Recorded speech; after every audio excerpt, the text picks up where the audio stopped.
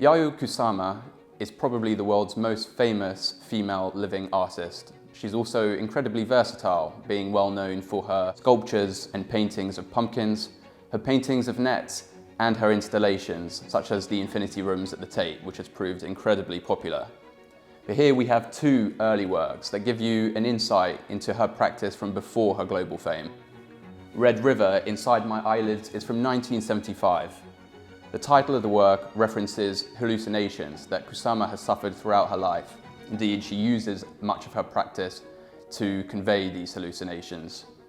The work also references a series of works by Georgia O'Keeffe, who was an important mentor of hers at the time.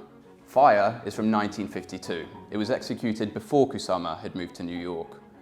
Works from this period are extremely rare and provide a really interesting insight into the formation of some of the most important motifs she made in her career, such as the polka dot. And you can see in its raw nature, she's piecing together these ideas in a really fascinating way.